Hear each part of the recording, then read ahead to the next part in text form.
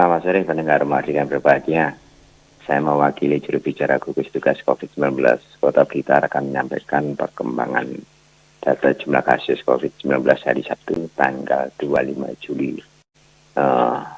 Dan kita kumpulkan dari berbagai laporan ada hingga pukul 12 siang tadi, yaitu jumlah ini untuk yang ODR. Jumlah kasus kemarin 3.118. Untuk yang kasus hari ini ada 8 orang, sehingga jumlah kumulatif kasus ODR 3.126 orang. Untuk yang OTG, jumlah kasus kemarin 351. Untuk kasus hari ini ada 14 orang. Sehingga total kumulatif kasusnya 365 orang. Dengan kumulatif yang selesai dipantau 14 hari 310 orang, yang melakukan isolasi mandiri 55 orang. Sehingga hari ini yang selesai dipantau untuk kasus OTG 19 orang. Untuk yang ODP, jumlah kasus kemarin 223 orang. Sehingga total kumulatif tetap 223 orang. Yang selesai dipantau 14 hari 217 orang. Yang meninggal dunia 2 orang. Yang melakukan isolasi mandiri 3 orang. Dan isolasi di rumah sakit rujukan COVID 1 orang. Untuk yang PDP, jumlah kasus kemarin 14 orang. Kumulatif totalnya 14 orang. Yang selesai di pengawasan, selesai pengawasan 8 orang, yang meninggal dunia 3 orang, yang melakukan di rumah sakit rujukan COVID ada 3 orang. Untuk yang kasus konfirmasi, jumlah kasus kemarin 35, hari ini tidak ada penambahan kasus, tetap 35. Terus yang sembuh 24 orang. Yang meninggal dunia 2 orang, yang melakukan isolasi mandiri 6 orang, dan di rumah sakit rujukan COVID 3 orang. Hari ini juga ada, alhamdulillah, ada kesembuhan dari kasus konfirmasi sebanyak 7 orang. Begitu Mbak Danti yang bisa kami sampaikan laporan hari ini. Iya. Terima kasih untuk Bapak Didi, kelihatannya masih ada yang perlu saya tanyakan ya Pak ya. Untuk kondisi seperti ini, apakah untuk warga Blitar itu ada hal-hal yang memang perlu ditekankan Pak menghadapi situasi? Memang di daerah-daerah lain kelihatannya jumlah yang terpapar itu makin banyak, apalagi dibukanya tempat-tempat wisata, mal dan lain sebagainya. Ini apakah ada penekanan yang perlu disampaikan dari Dinas Kesehatan terkait banyak sekali daerah-daerah yang mana terpapar jumlahnya banyak sekali, monggo Bapak. Ya, saya pikir dengan melalui gugus tugas ya, dengan tim gugus tugas yang ada sudah melakukan berbagai kegiatan ya. Contohnya kemarin di jalan sudah ada pembatasan ya gitu, di traffic light sudah sebagai bentuk bahwa ini mengantisipasi. Terus ada patroli ya, setiap rutin dilakukan penggunaan masker. Itu adalah bagian suatu antisipasi bahwa gerakan ini dilakukan secara serentak semuanya, secara simultan juga. Dan untuk mengantisipasi jangan sampai terus ada peningkatan kasus yang pertama. Terus yang kedua, pemberian penjelasan kepada masyarakat bagaimana pentingnya penerapan protokol kesehatan untuk dirinya sendiri dan lingkungan sekitar. Itu ya Mbak Santi. Terus tadi kita memang terus selalu mengimbau kepada masyarakat, karena harapan kami adalah bagaimana kasus yang ada khususnya di Kota Blitar ini bisa ditekan seminimal mungkin. Harapan kami seperti itu, Pak. Ini saat ini kan dapat dikatakan sedang berlangsung istilahnya rahasia penggunaan masker juga ya Pak ya, mulai tanggal 23 ya Pak ya, sampai tanggal 5 Agustus ya Pak ya.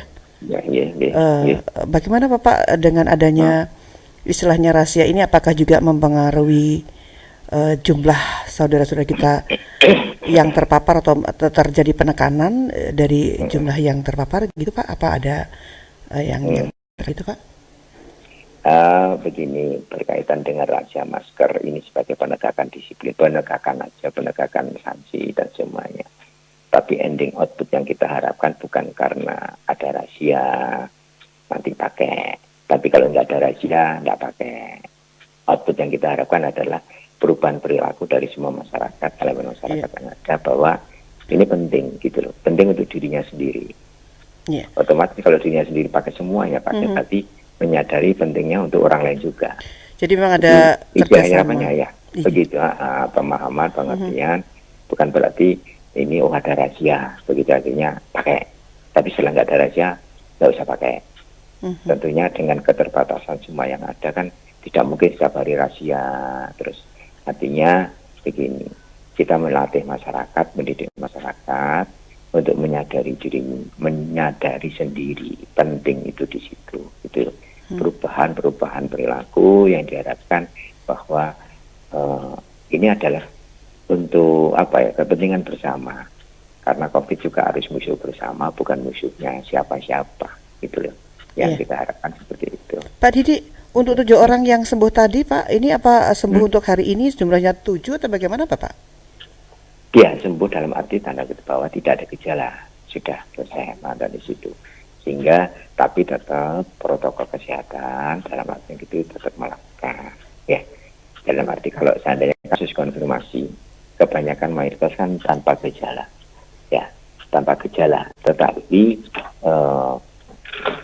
bukan berarti dinyatakan bahwa ini sudah bebas, itu enggak, karena masih semuanya seperti ancaman, masih ancaman juga semuanya seperti itu. Asalnya ini OTG yang sembuh 7 orang tadi, Pak, 7 orang yang sembuh tadi asalnya dari OTG, ODP atau bagaimana, Pak? Ini pindahan kasus dari orang tanpa gejala merupakan kontak erat. Ya, kita lakukan tracing dan testing, menemukan kasus konfirmasi. Jadi yang OTG tadi pindah ke konfirmasi. Ya. Jadi pindah ke kasus klasifikasi kasus konfirmasi. Nah, setelah dilakukan istilahnya pemantauan, ini kan tanpa gejala ini aja kita kasih namanya multivitamin, penambahan daya tahan tubuh, semuanya seperti itu. Sampai 10 hari ke depan, setelah itu tidak ada gejala, berarti yang bersangkutan ini sudah dinyatakan sembuh. Begitu. Wah. Memang banyak ya Pak ya, istilahnya orang yang sakit sebenarnya tapi tanpa gejala. Jadi dia merasa juga sehat. Aku juga merasa nggak ada apa-apa, badanku sehat. Tapi ini kan ternyata kan bisa menularkan ya Pak ya ke orang lain, apalagi yang rentan dengan kondisinya. Nah, jadi dia itu bukan sakit sebenarnya.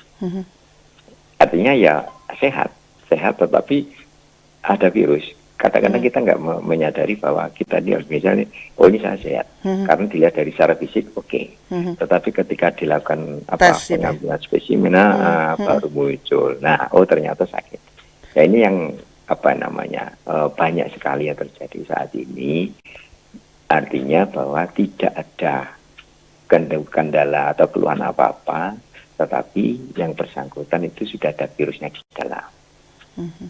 Nah ini. Jadi memang melihat dengan syarat kasat mata itu kan tidak bisa dilihat. Sehat aja, ya gitu aja melakukan aktivitas. Itu ya.